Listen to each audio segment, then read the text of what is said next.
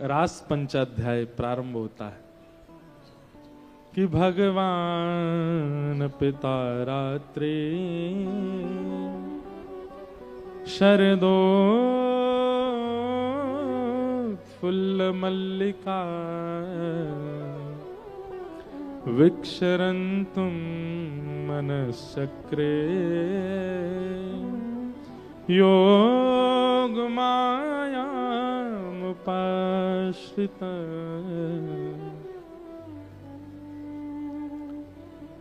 भगवान पिता रात्रि रास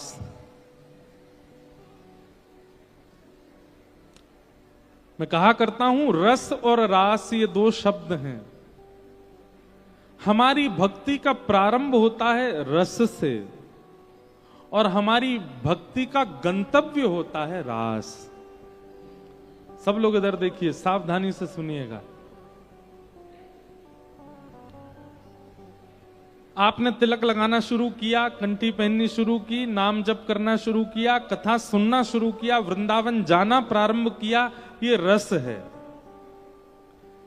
ये प्रारंभिक स्थिति, इसी को रस कहते हैं। आप नित्य अपने ठाकुर जी की सेवा करते हो, गुरुदेव को प्रणाम करते हो, प्रवचन सुनते हो, तिलक लगाते हो, एकादशी करते हो, नाम जप करते हो, ये सब रस है। मतलब आप प्रयास कर रहे हो ठाकुर जी की प्राप्ति का, ये रस है।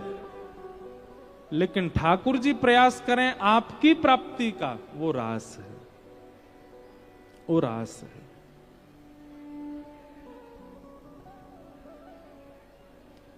आप अपने गुरुदेव से कहते हैं कि गुरुजी हमारे घर आइए, ये रस है। लेकिन किसी दिन अचानक गुरुजी आ ही जाएं बिना बताए, घर के दरवाजे की बेल डोर बजी और सामने गुरुदेव खड़े हैं, ये रास है। जहां आप प्रयास करते हैं अपने प्रियतम की प्राप्ति का, वो रस है। पर आपका प्रियतम सहज होकर के स्वयं आ जाता है आपके सन्मुख, वो रास है। अभी हम आप सब लोग रस में व्यवस्थित हैं, पर कभी कभी रास का अनुभव होता है, कभी कभी रास हो जाता है। आपने कुछ नहीं किया, आपने कोई प्रयोजन नहीं किया, पर ठाकुर जी ने कोई लीला ऐसी की, उस लीला से आप ठाकुर जी के सन्मुख आ गए, वो रास है।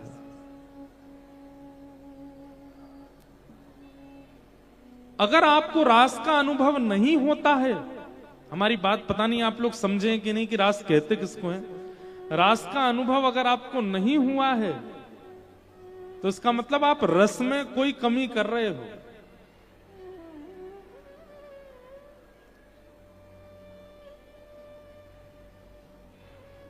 आपका वृंदावन जाने का कोई क्रम नहीं था,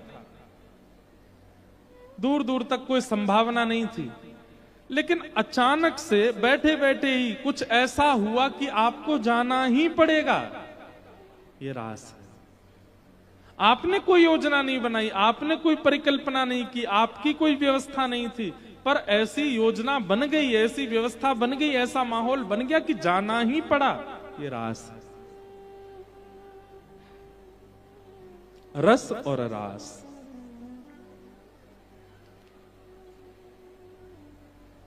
ये दो बातें। तो रस से प्रारंभ होता है, रास तक की स्थिति को भक्ति का गंतव्य कहते हैं।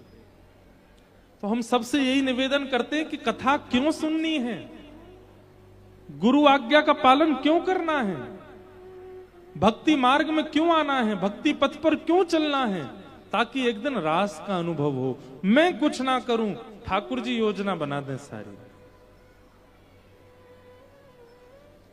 मीराबाई के साथ रास हुआ, मीराबाई योजना नहीं बनाती थी, ठाकुर जी ही अपने आप ऊपर से ऊपर योजना। अब देखो, मीराबाई कोई भक्ति के मार्ग में नहीं थी। एक दिन बस एक बारात जा रही थी मेड़ता में, और बारात देख करके छोटी सी मीरा ने अपनी मां से कहा, मां ये कौन है, ये इतने सारे लोग नाच क्यों रहे हैं, और ये पीछे घोड़े पर बैठ करके ये कौन जा रहा है। तब मां ने बताया, बोली ये बारात है और ये दूल्हा पे जो ये घोड़ी पर जो बैठा है ये दूल्हा है। ये एक कन्या से विवाह करने जा रहा है और विवाह करके फिर हमेशा के लिए कन्या को अपने घर ले जाएगा। मीरा बोली विवाह कन्या का होता है? मीरा की मां बोली हाँ कन्या का होता है, मैं भी तो कन्या हूं, मेरा भी ब्याह होगा। बोले हाँ तेरा भी ब्याह होगा। अब तो मीरा इतनी सोच में चली गई, मेरा दुल्हा कौन होगा, मेरे दुल्हा कौन है, मेरे लिए बारात लेकर के ऐसे दुल्हा बन करके सेहरा पहन करके घोड़ी पे बैठ के कौन आएगा। मां कहने लगी अभी कोई उम्र है तेरी पूछने की, चल मीरा अपने काम कर। नहीं अब तो बालक की भांति पीछे पड़ गई, बताओ ना मेरे दुल्हा कौन है, मेरे दुल्हा कौन है, मेरे बींद कौन है, मेरी बारात लेके कौन आएगा, मुझे लेकर के कौन जाएगा, सेहरा पहन के कौन आएगा। उठते बैठते चलते फिरते सोते हर समय मीरा यही पूछती रहती, मेरे दुल्हा कौन है, मेरे दुल्हा कौन है। छोटी सी मीरा। जैसे कभी कभी माता पिता परेशान हो जाते हैं तो बच्चे से कंटक छुड़ाने के लिए कुछ कह देते हैं, ऐसे ही मीरा की मां ने बोल दिया। ये बैठे हैं मुरली हाथ में लेकर के, मोर पिछ लगा करके तेरे कक्ष में जो बैठे हैं गिरधर, यही हैं तेरे बींद, यही हैं तेरे प्रियतम, यही हैं तेरे दुल्हा, यही लेके आएंगे बारात। ये रास हुआ। मीरा ने कुछ नहीं किया, ठाकुर जी ने ही मीराबाई की मां के मुख से स्वयं उच्चारण करवा दिया कि ये तेरे प्रियतम हैं।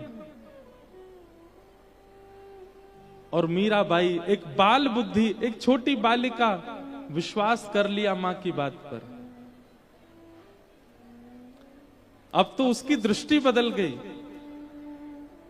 अब वो जब जब देखती हैं तब ठाकुर जी से कहती हैं जब आप आओगे तो ऐसा वाला सेहरा पहन के आना, जब आप आओगे ऐसी घोड़ी पर बैठ के आना।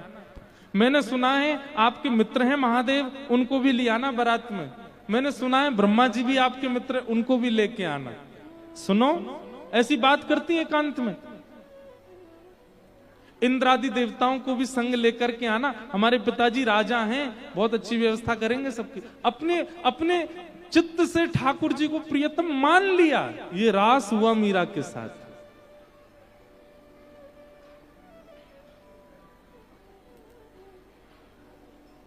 मीरा ने संबंध नहीं बनाया, ठाकुर जी ने बनाया। हम लोग रस में स्थित हैं, हमारी भजन की स्थिति रास में पहुंचे, उसके लिए कथा सुन रहे हैं।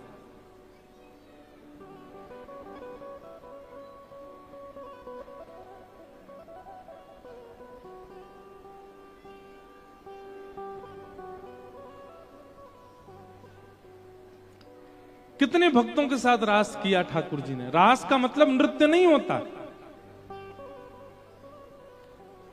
हमारे दक्षिण में तिरुपति बालाजी है, नाम सुना है? तिरुपति बालाजी। तो तिरुपति बालाजी दर्शन करने के लिए एक आचार्य चरण दर्शन करने गए। जेठ के महीना में गए, बहुत गर्मी, और गर्मी में भी पहाड़ जो होते हैं वो और ज्यादा तपते हैं। पहाड़ पर हैं तिरुपति बालाजी, नारायण भगवान का मंदिर है। तो उन्होंने जाकर के देखा कि इतनी गर्मी और इतना ताप से वो पूरा पहाड़ गर्म हो रहा था। उनके मन में भाव आया कि अगर श्री वेंकटेश भगवान तिरुपति बालाजी के मंदिर के बाहर एक सरोवर हो और उस सरोवर में जल भर दिया जाए तो इतने ताप में श्री ठाकुर जी को सरोवर के जल से थोड़ी थोड़ी शीतलता का अनुभव होता रहेगा। कभी कभी ठाकुर जी नौका विहार करने, जल क्रीड़ा करने बाहर आ जाएंगे। अब आचार्य चरण, उस समय इतने लोग तो थे नहीं, स्वयं गए और जाकर के फावड़ा उठा करके एक स्थान को खोदने लगे। उनके साथ में उनकी पत्नी थी। पत्नी सगर्भा थी, गर्भ में बालक। पत्नी को कहते देखो देवी तुम्हारे गर्भ में संतान है, पर हमको ये सेवा ठाकुर जी की करनी है। मिट्टी निकालते और एक परात में भरते, पत्नी के सिर पर रखते, बोले धीरे धीरे जाओ, दूर वहां फेंक करके आना। एक दिन आज हो गया, अब महीना 2 महीना साल जब तक हो बालक का जन्म भी यहीं हो जाए, ये सेवा करके जानी है ठाकुर जी के लिए, सरोवर बना के जाना है। 1 दिन 2 दिन 3 दिन 4 दिन बीत गए। भीतर बैठे हुए ठाकुर जी को दया आने लगी, किन पर? उनकी पत्नी पर। वो सगर्भा है, गर्भ में बालक है, और ऐसे धीमे धीमे जाती हैं, जाके मिट्टी फेंकती हैं। सो ठाकुर जी एक छोटे से ग्वारिया का रूप धारण करके आ गए, और ग्वारिया का रूप धारण करके आए। जैसे ही वो माता जी मिट्टी डालने के लिए आई, ठाकुर जी उनसे बोले, सुनिए, मैं दौड़ने में बहुत निपुण हूं, आपके पतिदेव अगर देख लेंगे कि मैं सेवा करा रहा हूं तो नाराज हो जाएंगे, आप उनको मत बताना, पर आप वहां से मिट्टी लेके थोड़ी आगे आना, वहां से मुझे दे देना, मैं तुरंत डाल के आ जाया करूंगा। बोली ठीक है। इतने सुंदर सुकोमल ठाकुर जी, ऊंची सी धोती, महाराज कमर में फेंटा बांध करके आ गए। अब वो महापुरुष मिट्टी खोदें, एक परात में डालें, पत्नी को दें, पत्नी नेक आगे जाए, सोई ठाकुर जी दौड़ के आमे लाइए, और सिर पर धर करके तुरंत दौड़ के जामे, डाल करके परात ला के उनको दे दें। अब यहां वो महापुरुष 2-3 परात मिट्टी भरते थे, लेकिन आज एक ही भरने लगे। इतने में तो पत्नी आ गई। उनका, देवी तुम दौड़ के जाती हो क्या? नहीं नहीं, दौड़ के तो नहीं जाती। तो यहीं फेंक देती हो क्या? बोले नहीं नहीं। क्या बात है, सही बताओ, इतनी जल्दी मिट्टी कहां फेंक के आई हो? तब उन्होंने बताया, बोले कि महाराज एक छोटा सा बालक है, वो आता है दौड़ करके, मेरे हाथ से परात लेके भाग के फेंक के तुरंत आ जाता है। छोटा बालक? यहां कहां से वन में आया कोई बालक? बोले पता नहीं, 4-5 दिन से वही सेवा करवा रहा है। अच्छा, हमें दिखाना। आप जैसे ही गए और जाकर के परात लेकर के जाने, तुरंत आगे से दौड़ते हुए आते देखा, वो आचार्य चरण इतने ज्ञानी थे, इतने भक्त थे, देखते ही रूप माधुरी देखते ही पहचान गई, ये तो कोई और नहीं, साक्षात ठाकुर जी हैं। आपको पीड़ा ना हो इसलिए आपकी सहायता कर रहे हैं। इसे कहते हैं रास। ये रास है। हमने रस का अनुभव कर लिया, पर हमको रास का अनुभव करना है। ठाकुर जी हमारे साथ भी कोई लीला करें, कुछ अनुभव कराया करें, कुछ अनुभूतियां कराया करें। रास।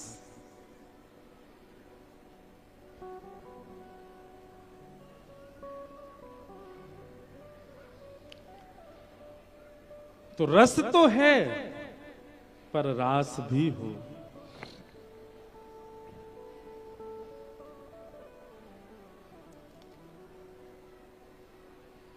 गोपियां सब रास के लिए उत्सुक हैं ठाकुर जी के साथ। रास का मतलब नृत्य नहीं है, रास का मतलब प्रायोरिटी देना। अभी हम मंच में बैठे हैं, आप सब लोग सामने, कई बालक आते हैं, कई माताएं आती हैं, कोई कुछ लिखाने लाते हैं, कोई कुछ देने आते हैं, पर अब हम क्या करें, इकलौते हैं, इतने सारे लोगों के बीच से जाना तो है ही है। कल परसों एक माता जी ने उंगली मोड़ दी इतनी जोर से कि महाराज रात भर दर्द रहा। मोड़ी उन्होंने जानबूझ के नहीं मोड़ी, खींच रही थी, लेकिन इतनी खिंच गई। एक बहन जी ने कल धोती खींच ली, बस खुलते खुलते बची। हमें तो कभी कभी अपनी लाज भी बचानी होती है, तो इसलिए आप लोगों का प्रणाम करना, आपका आना, आप लोग इतने प्रेम से देखते हैं, हमको अच्छा तो लगता है, पर हमको यूं लगती है कैसे निकले। तो ये अभी रस है, अभी हम रास वाली स्थिति में आ नहीं पा रहे। रास का मतलब क्या है? हम एक एक व्यक्ति से मिल लें, उसके हृदय के भाव सुन लें, उसके बातें सुन लें, उससे वो स्थिति बने, उसको रास कहते हैं।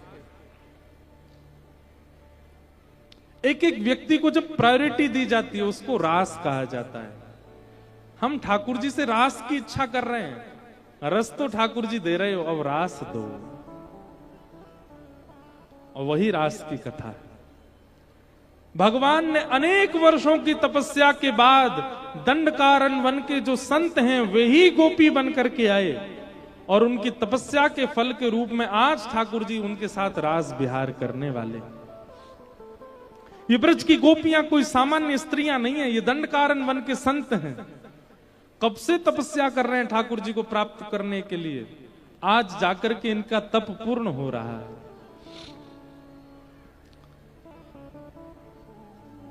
भगवान ने पहले ही कह दिया था शरद पूर्णिमा की रात्रि को हम रास विहार करेंगे। एक बात बताएं, शरद पूर्णिमा ही क्यों चुनी ठाकुर जी ने? इधर देखो, इधर देखो, इधर देखो, शरद पूर्णिमा ही क्यों चुनी? क्योंकि पुष्प वाटिका में राम जी ने जो सीता जी का प्रथम दर्शन किया था उस दिन शरद पूर्णिमा ही थी। और प्रथम दर्शन श्री जानकी जी का जिस दिन हुआ उसी दिवस को कृष्णावतार में पुनः याद करने के लिए, उसी दिवस को पुनः स्मरण करने के लिए, उस दिवस को पूरे संसार को प्रेम दिवस के रूप में प्रदान करने के लिए ठाकुर जी ने रास विहार किया। हमारी सीता जी से पहला मिलन राम जी का शरद पूर्णिमा को ही हुआ था, जब वशिष्ठ जी के साथ में दोनों राम लक्ष्मण गए थे जनकपुर और पुष्प वाटिका में भ्रमण कर रहे थे, उस दिन शरद पूर्णिमा ही थी। इसीलिए ठाकुर जी ने कृष्णावतार में गोपियों के, अच्छा उसमें देखो एक भाव आता है, रामावतार में ठाकुर जी एक पत्नी व्रती हैं। राम जी के रूप को देख करके सीता जी और सीता जी के संग आई हुई जितनी भी सखियां थीं, वास्तव में तो सबने ही राम जी को पति रूप में देख लिया था वहीं पर ही। राम जी तो सब जानते हैं, राम जी ने जैसे ही देखा बोले अरे राम राम राम जी क्या होगा, हम मर्यादा पुरुषोत्तम हैं, ये तो सब हमको पति रूप में देख रही हैं। तब राम जी ने मनी मन सभी सखियों के चित्त में ये आदेश किया, आप चिंता ना करें, अभी तो हम मर्यादा पुरुषोत्तम हैं, हम केवल जानकी जी का वर्ण करेंगे, पर द्वापर में हम लीला पुरुषोत्तम बन करके आएंगे। और हम वचन देते हैं आप सब सखियां, सीता जी हमारी जो हैं यही जानकी जी ही किशोरी जी के रूप में आएंगी और इनकी सब सखियां गोपियों के रूप में आप आओगी, और आपके साथ साथ दंडकारण्य वन के संत भी सब गोपी बन करके आएंगे, और तब हम लीला पुरुषोत्तम कृष्ण रूप धारण करके आएंगे। और जो सुख श्री सीता जी को आज प्राप्त हो रहा है वो सुख हम आप सबको प्रदान करेंगे इसी तिथि को, शरद पूर्णिमा को। इसलिए ठाकुर जी ने शरद पूर्णिमा को चुना। बहुत भाव है। अब यहां एक भाव और आता है कि जड़ चेतन सब ठाकुर जी को मानते हैं, केवल मानव ही ठाकुर जी को प्रियतम मानता है, नहीं।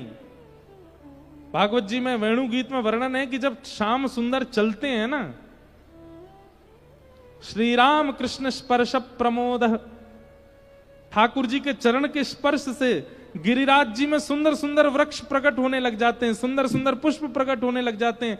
ठाकुर जी जिस गली से निकलते हैं, जिस वन में जाते हैं, वहां के वृक्ष अपने आप झुक जाते हैं। उनमें पुष्प नहीं होते, फल नहीं होते, फिर भी वे जबरदस्ती पुष्प और फल प्रकट कर देते हैं कि ठाकुर जी एक बार हमारी ओर देख लें या हमारे पुष्प को स्वीकार कर लें, हमारे फल। कहने का मतलब जड़ भी ठाकुर जी से प्रेम करते हैं। वृंदावन में रास विहार करने वाली असंख्य गोपियां, ये सब वेद की ऋचाएं हैं, ये सब संत हैं, ये सब ऋषि हैं, ये सब दंडकारण्य वन के जड़ वृक्ष भी हैं, सब गोपी बन के आए हैं ठाकुर जी को प्राप्त करने के लिए। रास की चर्चा बड़ी अद्भुत है।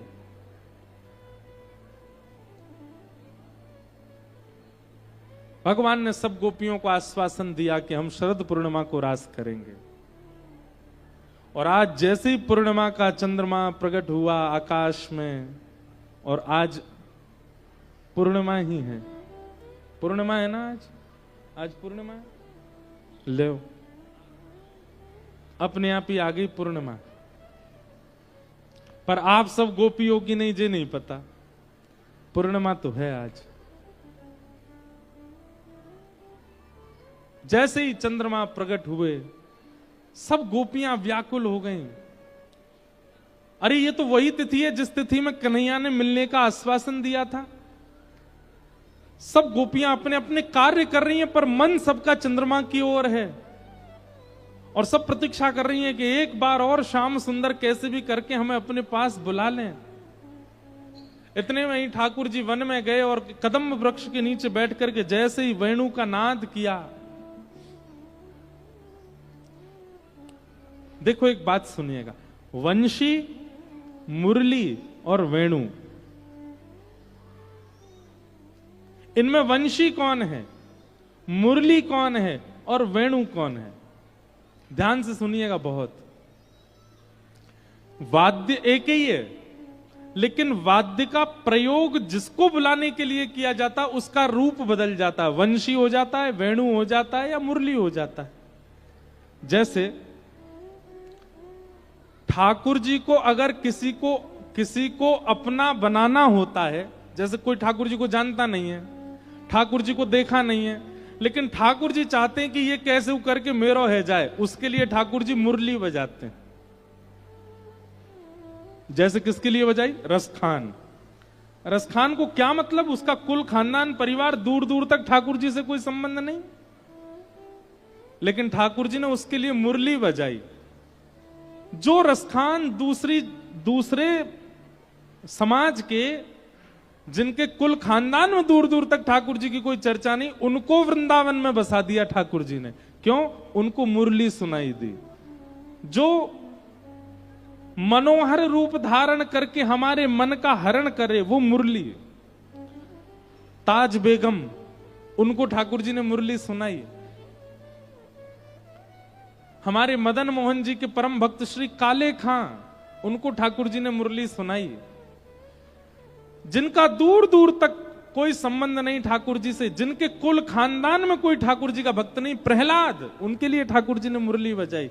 मुरली का मतलब धुन नहीं है, ठाकुर जी की छवि, ठाकुर जी का अनुभव जिस रूप में होता है उसी को मुरली, वेणु और वंशी कहते हैं। अब यहां बैठे इतने लोग हैं, मेरे द्वारा सुनाई गई कथा को आप किस रूप में सुन रहे हो, उससे अनुमान लगेगा कि आप मुरली सुन रहे हो, वंशी सुन रहे हो कि वेणी सुन रहे हो। मेरे द्वारा कही गई कथा आपको कैसी सुनाई दे रही है? कृष्ण नाम के एक देवता हैं, उन्होंने गोपियों के संग रास विहार किया था, वृंदावन में जन्मे थे, कंस को मारने के लिए आए थे। केवल एक सामान्य बाह्य परकोटि की बातें आपको समझ आ रही हैं, तो इसका मतलब आप वंशी सुन रहे हो। लेकिन आप बाह्य परकोटि की बातें जानते थे, लेकिन यहां बैठकर के आपको अलग अनुभव होने लगा। अब तक आप कृष्ण को देवता मानते थे, पर आप उनको परमात्मा के रूप में देखते हुए अब अपना मानने लगे, तो आप मुरली सुन रहे थे। आपकी सुनने की स्थिति से पता चलता है कि वेणु, मुरली या वंशी क्या सुन रहे। तो मुरली किसके लिए बजती है? जिसको ठाकुर जी को खींचना हो। यह कथा सुन के, आज छठवां दिन है, विश्राम दिवस है, आज के बाद जिसके जीवन में परिवर्तन आना शुरू हो जाए, समझ जाना उसने मुरली सुनी थी। अब वंशी, वंशी किसको सुनाई देती है? जो पहले से ही ठाकुर जी को जानते हैं, बहुत प्रेम करते हैं, जिनका जीवन समर्पित हो चुका है ठाकुर जी के लिए, जो नित्य तिलक लगाते हैं, नित्य एकादशी रखते हैं, नित्य कंठी पहनते हैं, नित्य नियमों का पालन करते हैं। उनको पता है हम चाहे ऊना रहे, पंजाब रहे, हिमाचल रहे, हम ठाकुर जी के हैं। वो वक्ता के द्वारा रसमयी बात कही जाए चाहे नीरस बात कही जाए, सबको ध्यानपूर्वक सुनते हैं, क्योंकि वो ठाकुर जी के हो चुके हैं। उनको वंशी सुनाई दे रही है।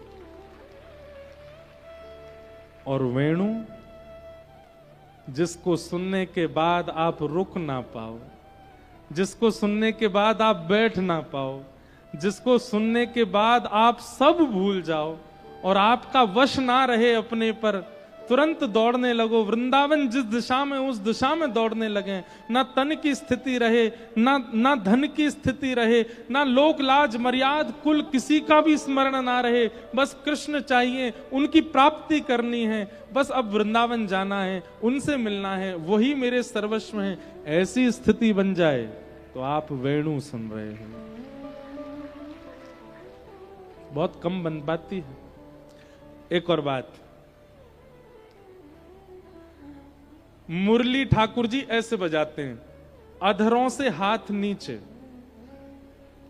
वेणु ऐसी तिरछी होगी, ठाकुर जी मुरली बजाते हैं। वंशी ठाकुर जी ऐसे बजाते हैं, बिल्कुल जहां अधर हैं वहीं हस्त कमल, और जहां मुखमंडल श्री जी की ओर झुक जाए और दोनों हस्तकमल ऊपर को हो जाएं, ये वेणु है। आपको वेणु गोपाल ठाकुर जी के दर्शन बहुत कम होंगे जहां मुखमंडल ऐसे झुका हो और दोनों, वहां नेत्र भी ठाकुर जी के बंद हो जाते हैं, क्योंकि अत्यंत रस में डूब करके ठाकुर जी बजाते हैं। तो मुरली मनोहर लाल, वंशी बिहारी लाल और वेणु गोपाल, ये तीन ठाकुर जी के स्वरूप हैं। वंशी एक ही है, पर किस किस के लिए कैसे बजानी है वो ठाकुर जी के प्रकार अलग हैं। श्री राधारमण लाल जी बताओ क्या बजाते हैं? श्री राधारमण लाल जी मुरली मनोहर है, उनके हस्तकमल थोड़े थोड़े नीचे हैं और अधर ऊपर है, ऐसे बजा रहे हैं श्री राधारमण। हाथ थोड़े से नीचे हैं, देख लेना, दर्शन करना। बिहारी जी, उनके हाथ बिल्कुल ऐसे सीधे हैं, यूं हैं, दोनों हाथ बराबर में। ये क्या बजा रहे हैं? वंशी बजा रहे हैं। बिल्कुल जहां अधर हैं वहीं हस्तकमल होंगे। और वेणु गोपाल जो हैं, इधर की तरफ मुख करके अधर, इसका स्वरूप प्रकट रूप में वृंदावन में कहीं नहीं है, पर हां किसी का भाव प्रगाढ़ होगा तो एक दिन श्री राधारमण जी के ही हस्तकमल ऊपर को दिखने लग जाएंगे, एक दिन बिहारी जी के ही हस्तकमल ऊपर को दिखने लग जाएंगे। जिस दिन ठाकुर जी के श्रृंगार में आपको यह अनुभव हो, जाके अब की देखना, बिहारी जी के हाथ नीचे दिख रहे हैं कि ऊपर हैं, राधा वल्लभ जी नीचे हैं कि ऊपर हैं, राधा, जिस दिन ये हस्तकमल नीचे से आपको एक क्षण के लिए लगे कि नहीं ऊपर की ओर हैं, अधर से ऊपर हैं, समझ जाना अब ठाकुर जी वेणु बजा रहे हैं और आप रास के प्रवेश के लिए अधिकारी बन चुके हो। हमारे ब्रज साहित्य के, ब्रज के रसिक जन इन सब भावों को बड़े अच्छे से बताते हैं, एक एक विषय को। एक क्षण के लिए ठाकुर जी के अधर से ऊपर यदि हस्तकमल का दर्शन हो जाए तो समझ जाना अब वेणु बज रही है और आप रास के अधिकारी हो चुके हो। जब तक ये हस्तकमल नीचे हैं तो समझो अभी वंशी बजा रहे हैं, अभी मुरली बजा रहे हैं, अभी ठाकुर जी और खींचवे को प्रयास कर रहे हैं आपको अपनी ओर। लेकिन जब पूर्ण रूपेण खिंच जाओगे तो वेणु गोपाल हो जाएंगे। और वेणु जब बजेगी, जगऊ कलम वाम दृशाम मनोहरम, फिर रास होगा। और रास में जैसे गोपियां पहुंची हैं वैसे ही आप पहुंचोगे, रोक नहीं पाओगे स्वयं को। जैसे मीरा पहुंची है वैसे ही पहुंचोगे, जैसे करमेती बाई पहुंची है, जैसे रसखान पहुंचे हैं वैसे ही पहुंचोगे। तो यह भी एक नियम है कि मुरली मनोहर ठाकुर जी जिस दिन वेणु गोपाल के रूप में दिख जाएं तब समझो कि आपका भजन सार्थक है, आपका भजन लग रहा है। लेकिन अगर वेणु गोपाल दिख जाएं तो ढिंडोरा मत पीटना। आजकल भक्तों में एक बहुत बड़ी कमी है, तुरंत गा देते हैं सब जगह। कुछ नहीं तो ऊना से 15-20 लोगों को लेके गए और बिहारी जी में जाके पहले से डिसाइड करके देखेंगे हाथ ऊपर है कि नीचे, महाराज जी बोल रहे थे। और कई लोग उनमें से ऐसे, कहां दिखे? हमें तो नीचे ही दिखे। हम एक बोले नहीं मेरे तो बिल्कुल ऊपर थे, यहां थे, मैं वेणु सुन ली मैंने, अब तो मैं राज में जाऊंगी सीधी। बाकी सब निराश हो गए बेचारे, बोले हमको तो नीचे ही दिखे थे। ऐसा मत करना, प्रदर्शन नहीं। अगर अनुभव हो जाए तुरंत चुप हो जाना, गोपनीय रख लेना अपने चित्त में, अब बोलना ही नहीं है किसी को। मुझे वेणु गोपाल के दर्शन हो चुके हैं। वेणु गोपाल मतलब रास बिहारी, और रास बिहारी ठाकुर जी के दर्शन गोपी को ही होंगे, सबको नहीं।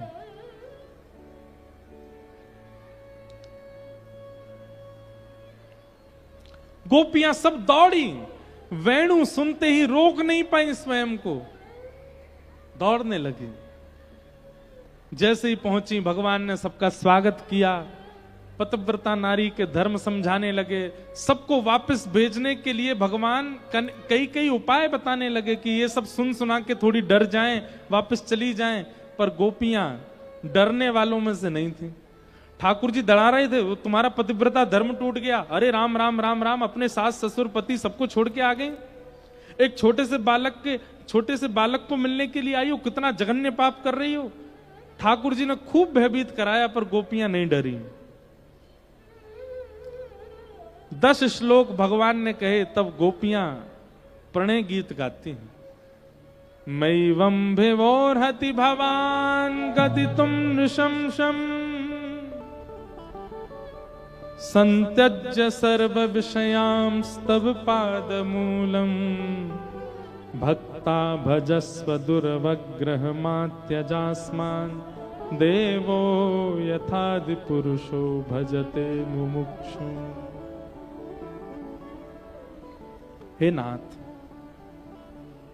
बहुत सुंदर है प्रणय गीत।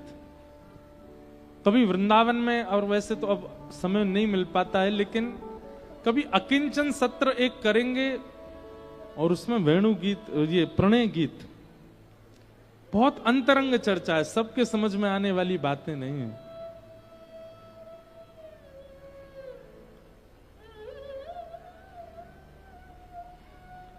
कि यत पत्य पत्य सुहृदामनुवृत्तिरंग स्त्रीणां स्वधर्म इति धर्म विदात्वयोक्तम् अस्त्वेवमे तदुपदेश पदे त्वयीशो प्रेष्ठो भवांस्तनुभृतां किले बंधुरात्मा। गोपियां कहती हैं, बोले नाथ, आपने बहुत सुंदर प्रवचन किया स्त्री धर्म का, पर आपके द्वारा स्त्री धर्म का प्रवचन सुनकर के हमको ऐसा लगा कि कहीं आपको ऐसा लगता है कि हम स्त्री धर्म जानती नहीं है। बताई तो उसको जाती है बात जो ना जानता हो। कहीं आप ऐसा तो नहीं सोच रहे कि कहीं हम पतिव्रता नारी नहीं है, हम अपने पतियों को छोड़ के पर पुरुष के पास चली आई हैं, तो कहीं आप हमको व्यभिचारिणी तो नहीं समझ रहे हो? ठाकुर जी से कह रही हैं गोपियां, नाथ हमारी बात सुनिएगा, हमारा प्रेम कैसा है ये अभी आप जाने ही नहीं हो, ये अभी आप समझे ही नहीं हो। हमारा प्रेम ऐसा है, हम आपसे मिलना नहीं चाहती, हम आपको देखना नहीं चाहती, आपका स्पर्श नहीं चाहती, आपसे बातें नहीं चाहती, आपसे कुछ भी नहीं चाहती हैं। हमारी प्रेम में कोई चाह नहीं है। संसार के प्रेम में मिलन की चाह होती है, सुनने की चाह होती है, देखने की चाह होती है, बहुत कुछ की चाह होती है। हमारा बिल्कुल प्रेम ऐसा नहीं है। हमारी केवल एक चाह है, क्या? एक बार आप केवल अपने मुख से कह दो कि हमको आपने स्वीकार कर लिया, उसके बाद जीवन भर हमारी तरफ देखना भी मत, हम ऐसे ही जी लेंगे। ऐसा हमारा प्रेम है। हम बस चाहती हैं सुनना कि आपने हमको स्वीकार कर लिया है, आप हमें अपना चुके हो, आप हमारे प्रेम को स्वीकार कर चुके हो, बस ये कह दीजिए, और ये कहने के बाद आप जीवन भर के लिए हमें अकेला छोड़ दीजिए। श्री चैतन्य महाप्रभु का एक ग्रंथ का एक बहुत सुंदर श्लोक है, मुझे याद नहीं है, उसमें गोपियां कहती हैं, फिर चाहे हमें कभी मत देखना, चाहे हमारी दी हुई वस्तुओं को भी आप स्वीकार मत करना, चाहे कभी हमारी प्रशंसा मत करना, हमें सब स्वीकार है, क्योंकि हमारा प्रेम इन सब भावों में व्यवस्थित है ही नहीं। हमारा तो प्रेम केवल इतना है, ये सुनने आई है आपसे कि आपने हमको स्वीकार कर लिया, बता दीजिए, हम चली जाएंगी लौट करके, फिर कभी नहीं आएंगे। उसी भाव में हम, ये सुनने में जितना आसान लग रहा है ना, उतना ही कठिन है। हमारे अंदर प्रेम प्रकट ही इसी भाव से होता है कि प्राप्त करना है, लेकिन गोपियों के चित्त का प्रेम इस भाव से प्रकट है कि भले ही प्राप्त ना हो, बस एक बार स्वीकारी। और कहां तक है, अंत में तो गोपियां ये भी कहती हैं, स्वीकार भी मत करो, छोड़ के चले जाओ, पर हमारा प्रेम तो सदा ऐसे ही रहेगा आपके प्रति। एक विलग चर्चा है, ये ऐसा प्रेम संसार में नहीं देख सकते आप कभी भी। गोपियों के उस प्रेम भाव को सुनकर के ठाकुर जी अत्यंत प्रसन्न हो गए, और भगवान बोले, अरे अरे अरे, हम तो आपकी परीक्षा ले रहे थे, चलो अब रास विहार करते हैं। भगवान ने रास विहार करना प्रारंभ किया। एक एक गोपी के पास अकेले श्याम सुंदर भ्रमण कर रहे हैं, पर गोपियों के चित्त में मान आ गया। आप लोग हमसे पूछेंगे, महाराज जी कहां इतना निस्वार्थ प्रेम प्रकट करने वाली गोपियां, और अचानक से कथा बदल जाती है कि गोपियों के चित्त में मान आ गया। हमें तो लगा था कि ये गोपियां मान रहित होंगी, इनके चित्त में कोई दोष नहीं होगा, तभी ठाकुर जी इनको स्वीकार कर रहे हैं। ठाकुर जी ने स्वीकार कर लिया, उसके बाद मान आ गया। ये किस बात का प्रमाण है? गोपियों के चित्त में मान शिक्षात्मक रूप से आया। ध्यान से सुनिएगा सब लोग। कई बार छोटा बच्चा होता है ना, उसको मां बोलती है उधर नहीं जाओ, उधर नहीं जाओ, वो बालक नहीं मानता, तो मां क्या करती है, उस बालक को दिखाते हुए खुद जाती है और खुद जाकर के वहां किसी वस्तु को छू के फिर ऐसे करती है, हो लग गई लग गई लग गई लग गई, तो फिर बालक डर जाता है, बोलो यहां मुझे नहीं जाना, मां को यहां पीड़ा हुई है। ठीक वैसे इसको कहते हैं शिक्षात्मक लीला। गोपियों के चित्त में मान आया नहीं है, ये शिक्षा के लिए गोपियां कर रही हैं, हम लोगों को समझाने के लिए। क्या? कि भाई ठाकुर जी अगर आ गए और आप बिना गुरु कृपा, बिना गुरु आज्ञा माने अगर ठाकुर जी को प्राप्त कर लोगे, तो आपके चित्त में मान आ जाएगा कि मैंने ठाकुर जी को प्राप्त कर लिया। इसलिए गुरु आज्ञा, गुरु शिक्षा, गुरु निर्देशों का पालन करते ही जाइएगा ठाकुर जी के पास।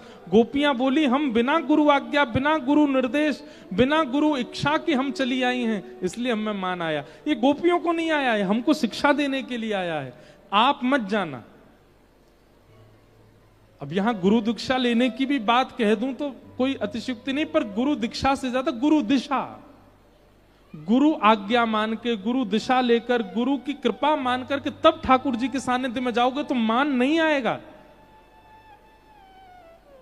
नहीं तो आजकल सोशल मीडिया पे लोग अपने घर के ठाकुर जी के मुंह में चम्मच लगा देते हैं दूध की, और वीडियो बना, देखो हमारे ठाकुर जी गोपाल जी दूध पी गए, दूध पी गए। मान आ जाता है। हमारे ठाकुर जी तो ऐसे दूध पी लेते हैं। ये मान क्यों आता है भक्ति में? बिना गुरु निर्देशन, बिना गुरु शिक्षा के अगर जाओगे तो मान आएगा। ये गोपियां शिक्षा दे रही हैं हमको। ठाकुर जी जैसे अंतर ध्यान हुए, मान आ गया गोपियों को, ठाकुर जी अंतर ध्यान हो गए, तब गोपियों ने कहा अब गुरु शरण जाओ। और गुरु कौन है? श्री किशोरी जी।